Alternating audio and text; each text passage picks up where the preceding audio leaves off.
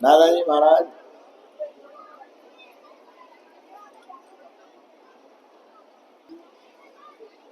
हमेशा गाली के रूप में, डंडे के रूप में बरसाते थे। जब भी उनकी इच्छा होती थी, भगवान दादाजी की दया से वो स्वयं भोलेनाथ के रूप में होके शिव रूप में दर्शन देते थे। और कभी कभी बिल्कुल जैसे पागल होते हैं उस तरह से, इसलिए कई लोग उनको पगला दादा भी बोलते थे। रोने वाले दादाजी, पगला दादाजी, डंडे वाले दादाजी, इस तरह से उनके विचित्र विचित्र अलग अलग नाम, अलग अलग लीलाओं के कारण अलग अलग नाम हुए। जैसे भगवान श्री बंसी बजाते थे, बंसी प्रधान होने से बंसी वरधारी हो गए।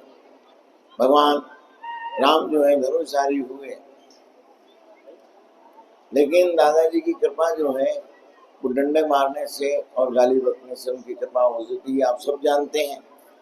और ये उनकी जो कृपा है वो कृपा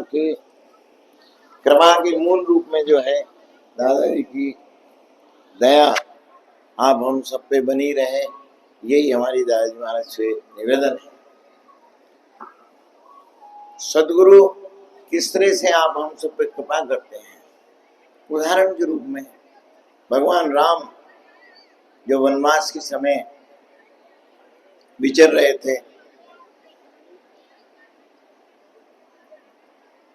बहुत लोगों ने उनसे निवेदन किया कि एक तालाब है जहाँ पे बहुत टाइम से कीड़े पड़ गए पानी में, और आप भगवान हैं, आप समर्थ हैं, आप यदि वहाँ जाल के जल को चरण छुआ देंगे या स्नान कर लेंगे तो उस पानी के सब कीड़े दूषित जो भी पानी है वो खत्म होके और स्वच्छ जल, निर्मल जल सब गांव वालों को पीने के लिए उपलब्ध हो जाएगा। ऐसे ही सबने प्रार्थना करी। भगवान राम ने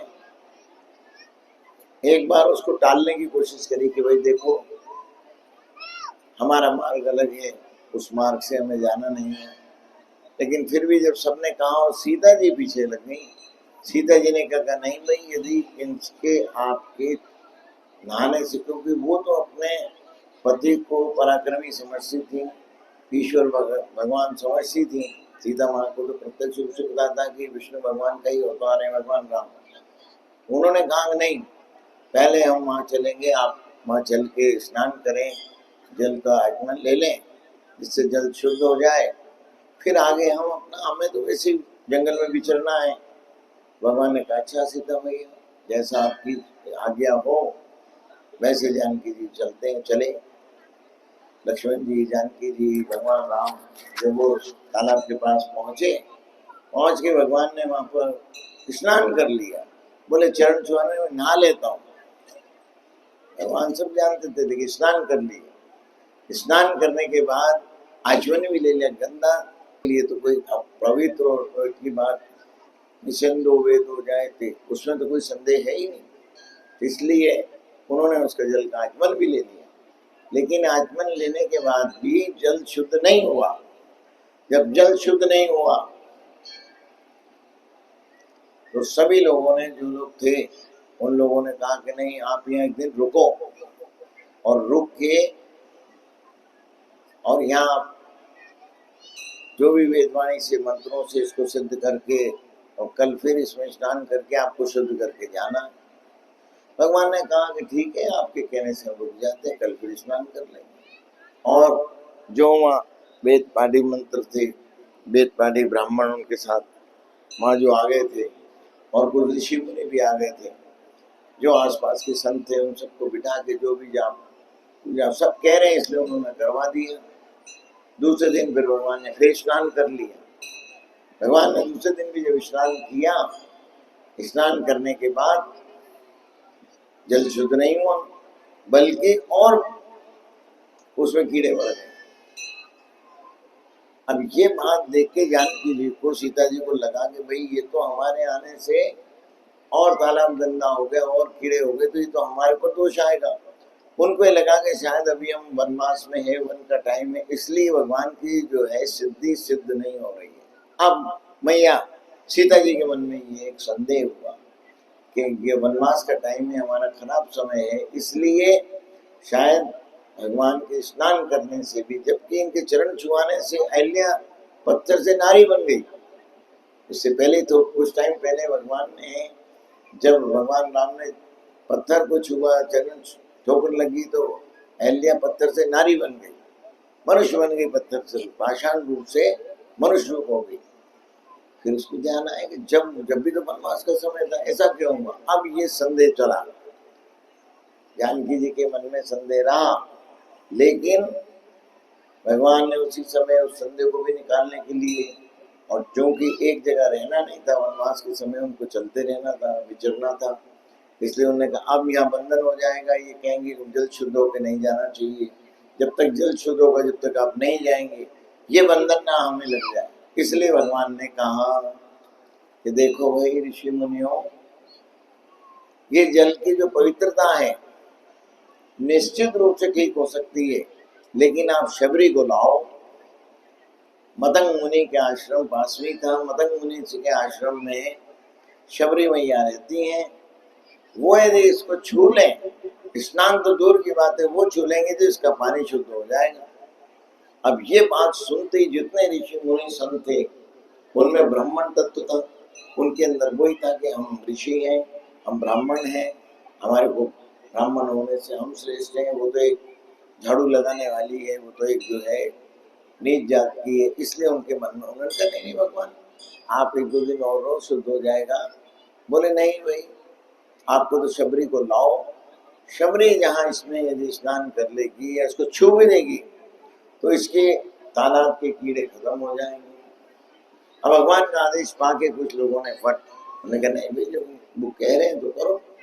पास में गए तो वहाँ मदंग ऋषि का आश्रम था, जहाँ पे शबरी मैया रोज झाड़ू लगाती थी, संतों के लिए रास्ता साफ कर देती थी।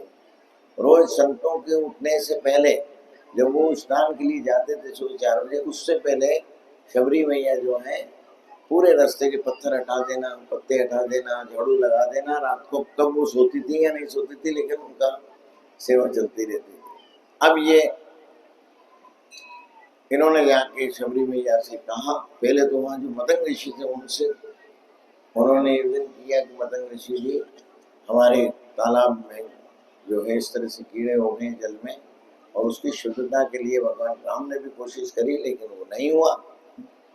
लेकिन राम जी का आदेश है कि आप शबरी को लाओ, शबरी के आने से जल शुद्ध हो जाएगा, इसके कीड़े नष्ट हो जाएंगे और पवित्र जल हो जाएगा। तो मदंग जी ने कहा, अब मदंग जी सब समझते थे, तो ऋषि थे, उन्होंने कहा जरूर आप शबरी को ले जाओ। और वास्तव में अब मदंग मुनि ने एक और उनको बात कही। मदंग मुनि जी ने कहा कि वहां पे ये ऋषि मुनि हमारे आश्रम के और जो नहाते हैं, उनका पाप इकट्ठा होके उसमें कीड़े पड़ गए, जितने उसमें संत स्नान करते हैं, और इसीलिए वो जल दूषित हो गया है। वो अपना पाप, वो उनकी दूषित चीज छोड़ जाते हैं, इसलिए उसके अंदर कीड़े पड़ गए। तो बोले संतों के स्नान करने से दूषित हो जाता है? बोले हाँ भाई, संतों में भी विकार होते हैं, कई विकारी संत होते हैं, कई लोग विकारी संत होने से भी ऐसा हो जाता है। लेकिन ये जल पवित्र होता है, जल पवित्र जो है, इस जल में ऐसी शक्ति है कि वो अपवित्र को पवित्र कर देता है, तो वापिस संतों को पवित्र कर देता है, उसके अवित्रता को, जो उसके दोष हैं, उसको वो जल ग्रहण कर लेता है। तो बोले जो सरोवर है वो श्रेष्ठ है। इस सरोवर में ऐसी शक्ति है कि इसमें कोई भी नहाएगा तो उसके पाप ये सरोवर ले लेगा, दूषित चीज इसमें आ जाएगी और वो शुद्ध होकर जाएगा। इसीलिए बोले हमारे ऋषि, जो हमारे जो भी संत हैं इस आश्रम के, मदंग आश्रम के, वो सब लोग वहीं स्नान करने जाते हैं, दूर होने से वहाँ स्नान करके आते हैं और वहां से शुद्ध होके आते हैं, तो उनका यहाँ भजन में मन लगता है। अब ये मदंग मुनि जी ने कहा, लेकिन तो उन्होंने कहा कि ये शबरी जो है, इसको भगवान ने बुलाया। बोले हाँ भाई, शबरी तपस्वी है, वो भले ही यहाँ सेवा करती है, लेकिन तपस्वी है। इसलिए जो भगवान राम ने कहा आप ले जाओ, लेके गए। शबरी को आदेश जब दिया मदंग जी के आश्रम, उन्होंने कहा बिना ऋषि जी की आज्ञा बिना नहीं जाऊंगी। उन्होंने फिर मदंग जी से कहा, मदंग जी स्वयं ऋषि के शबरी के पास आके और उन्होंने शबरी से कहा कि नहीं भाई जाओ, भगवान राम ने वहां बुलाया, आपको जाना। अब शबरी को पकड़ के लेके आए, दो जने पकड़े, साथ में धीरे धीरे बुजुर्ग वैसे थे लेके आए, भगवान वहां बैठे थे। पहले उन्होंने भगवान को प्रणाम किया, प्रणाम करा तो भगवान ने कहा देखो भाई प्रणाम तो ठीक है, तुम्हारे को जिस उद्देश्य के लिए बुलाया है इस जल को छू लो, तुम्हारे छूने से जल शुद्ध हो जाएगा।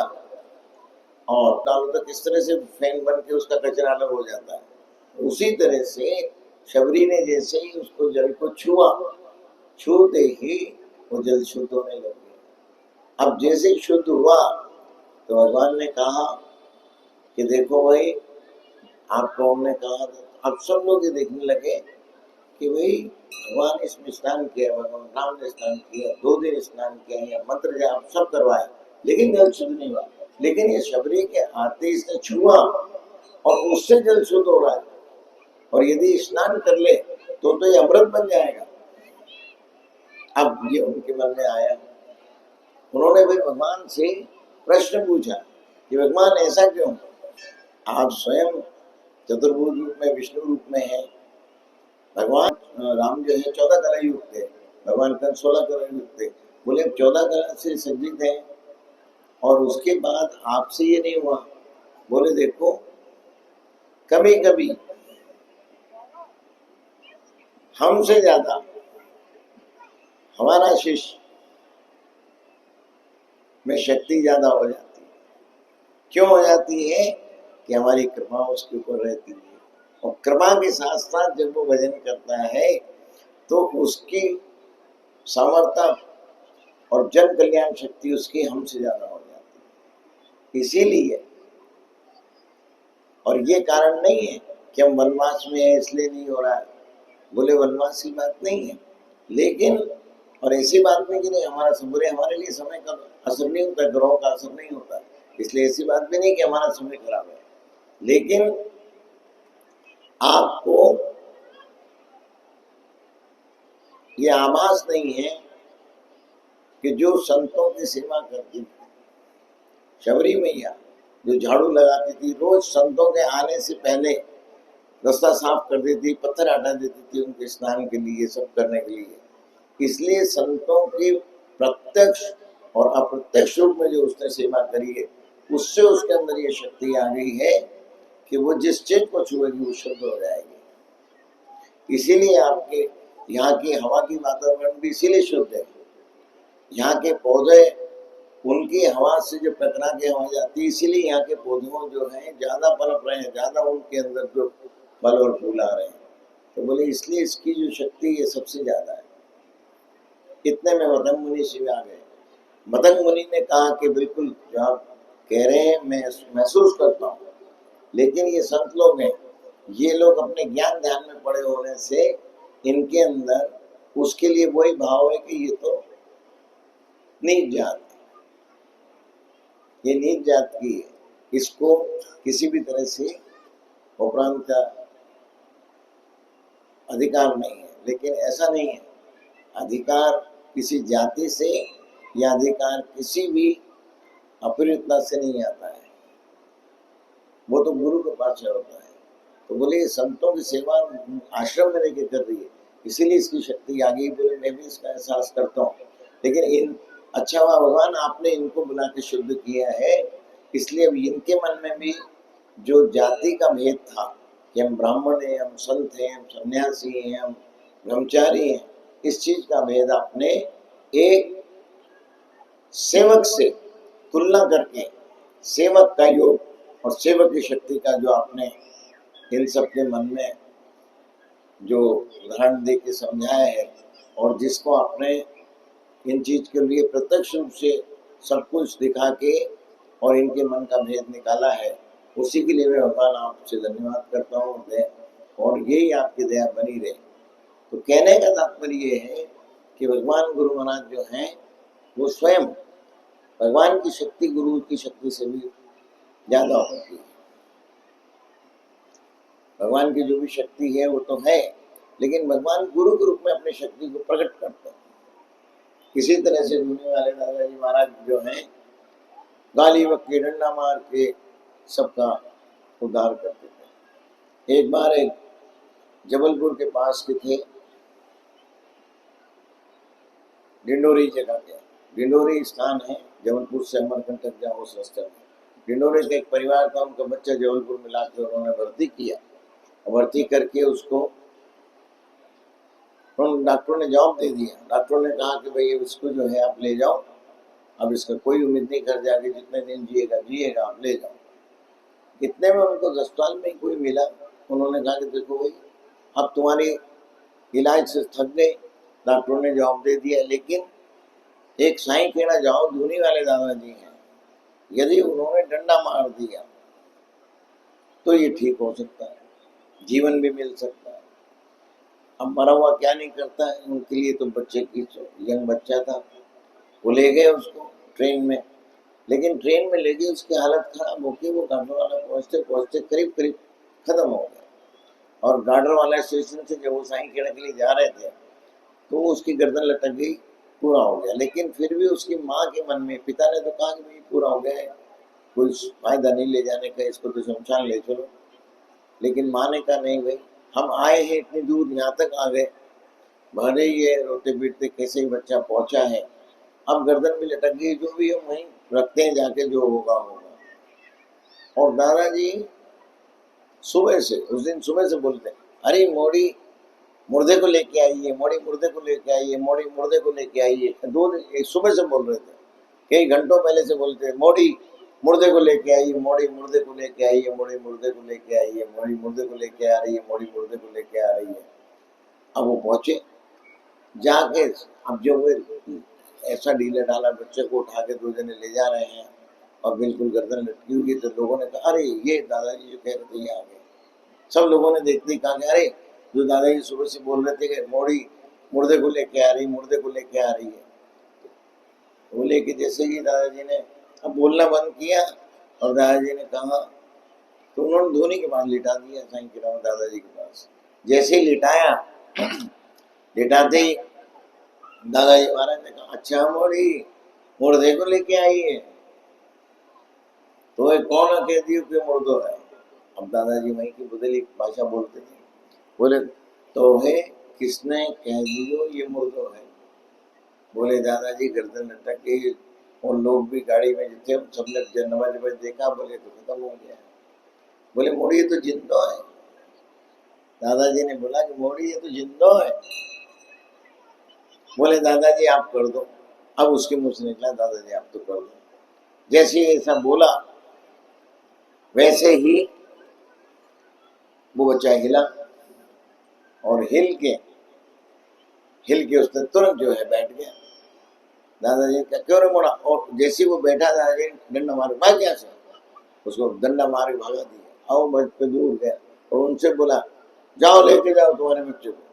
अब वो दौड़ के बच्चा दूर चला गया, उनके माता पिता ने प्रणाम किया, वो भी गए, ले गए अपने बच्चे को। तो दादाजी महाराज की जो कृपा है वैसे होती है, उनकी कृपा से जो भी आते हैं हंसी खुशी कर जाते हैं। दादाजी जो है भंडार भरपूर करते हैं। उसी तरह से आप सब लोग जो है दादाजी की कृपा से यहाँ बैठे हैं, उनकी कृपा का आनंद ले रहे हैं, और दादाजी जो है भंडार को भरपूर करते हैं।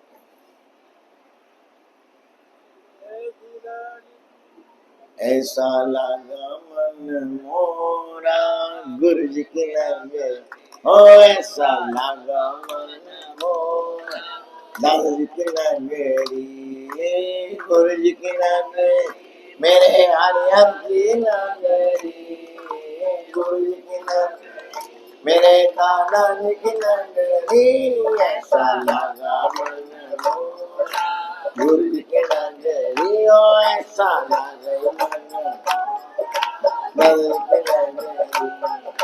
गाँव की धूली मस्तक लागे ऐसो मेरो भाई, गाँव की धूली मस्तक ऐसो मेरो भाई, कर ले पगले हम तू दर्शन क्यों सोया जा, कर ले पगले हम क्यों सोया जा, मेरे दादा की नगरिया थोड़ी हो मेरे साधु की नगरिया इंदो नगरी खेड़घाट नगरी खेड़घाट नगरी मेरे दादा की नगरिया दिल्ली नगरी ऐसा लागा गुरु जी की नगरी चारों कोने बिछी हुई ओ मखमल सी हरियाली चारों कोने बिछे हुई मखमल सी हरियाली और बीच में ठाणे दादाजी और होए कमलिया काली बीच में ठाणे दादाजी और कमलिया काली ऊपर छाई ओ बदरिया ऊपर छाई ओ बदरिया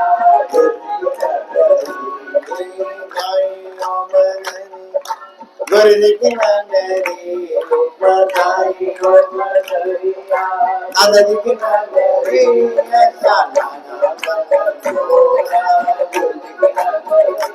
ऐसा लागा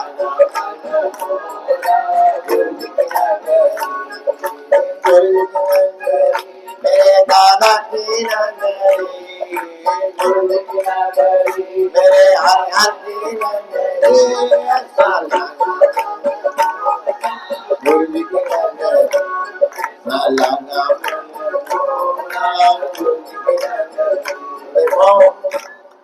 गुरु जी की नगरी यहाँ भी भगवान के प्रांगण में मैया बैठी है, भगवान कृष्ण बैठे हैं, हनुमान जी महाराज बैठे हैं। ऐसी पवित्र जगह में, ऐसे स्थान पे हमारे यादव जी अच्छी जगह पे स्थान पे इन्होंने जो है अपना सब सत्संग भजन का और ये सब कार्यक्रम रखा है। तो भगवान की दया से खूब आनंद से आनंद हो रहा है। अब हम सब भगवान यहाँ भोलेनाथ विराजमान है, इसलिए उनकी भोलेनाथ की कृपा के लिए